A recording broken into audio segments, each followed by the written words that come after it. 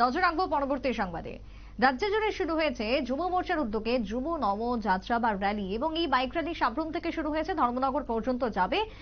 যদিও র্যালিতে অংশগ্রহণকারী সকলকে সংবর্ধনা জানিয়ে আজকে পাবিয়াছাড়া বাজার সংলগ্ন এলাকাতে একটি বিশেষ সভার আয়োজন করা হয়। সেখানে উপস্থিত ছিলেন বর্তমানে বিধায়ক ভগবান দাস।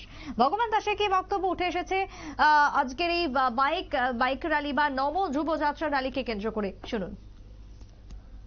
বসবাস একটা ছোট পার্বতী রাজ্য, আর এই রাজ্যে দীর্ঘদিন দুটি দলের শাসন ছিল, কংগ্রেস এবং কমিউনিস্ট পার্টি। লম্বা সময় এই রাজ্যের শাসন ক্ষমতায় থাকার পর গত 2018 সালে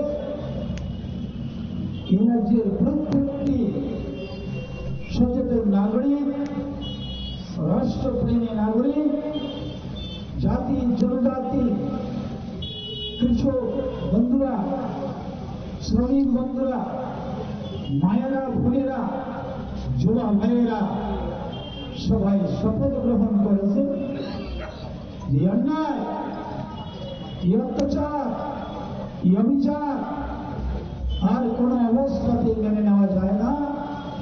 সুতরাং ভারতবর্ষের যশস্বী প্রধানমন্ত্রী নরেন্দ্র ভাই মোদীজির নেতৃত্বে দেশ এগিয়ে যাচ্ছে, কিন্তু ব্যতিক্রম ত্রিপুরা রাজ্য দিনের পর দিন এখানে সর্বহারা তৈরি হচ্ছে।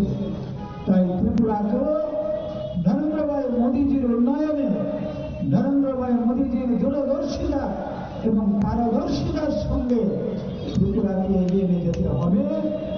আর পরিবর্তন এখানে আমরা পেয়েছি। এই পরিবর্তন শুধুমাত্র ভারতীয় জনতা পার্টির পরিবর্তন নয়, এই পরিবর্তন ভারতীয় জনতা যুব মোর্চার পরিবর্তন নয়, এই পরিবর্তন এই রাজ্যের সমগ্র শ্রেণীর মানুষের পরিবর্তন। এই পরিবর্তন জনজাতি বিকাশের পরিবর্তন। এই পরিবর্তন। বিধায়ক ভগবান দাসের বক্তব্য আপনারা শুনলেন। নব যুব যাত্রা র্যালিকে কেন্দ্র করে সকলকে অভিনন্দন, ধন্যবাদ জানিয়েছেন। উপস্থিত ছিলেন বিজেপির বর্তমান বিধায়ক সুশান্ত দেব, এবং এই র্যালি ধর্মনগরের উদ্দেশ্যে পুনরায় রওনা দেবে। সেখানে গিয়ে শেষ হবে বাইক এই র্যালি বা নব যুব যাত্রা। ছোট্ট একটা বিরতির পর ফিরছি, সঙ্গে থাকুন।